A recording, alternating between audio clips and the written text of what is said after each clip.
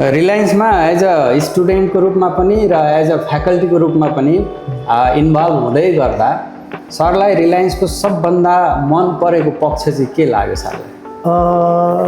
मलाई सबभन्दा त्यो बेलामा मन परेको पक्ष भनेको इन्भाइरोमेन्ट नै थियो। टिचर्सहरूले विद्यार्थीको प्रति गरिने व्यवहार यहाँ अलिकति फरक थियो। हामी क्लासरुम कक्षा कोठाभित्र मात्रै बसेर पढेनौँ, हामीलाई यो अन्य इन्टरनल एक्सटर्नल इन्भाइरोमेन्टमा हामीलाई एक्सप्लोर गराइयो। त्यसले गर्दाखेरि हामीमा एक लेभलको कन्फिडेन्स बिल्ड भयो होइन। हामीले कन्फिडेन्स गेन गऱ्यौँ भनौँ।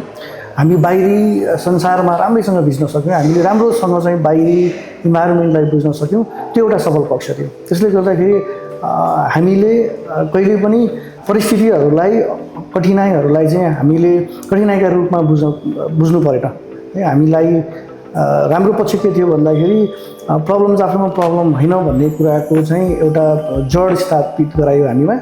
त्यो हिसाबले त्यो चिज चाहिँ मलाई यहाँको एउटा राम्रो पक्ष लाग्छ।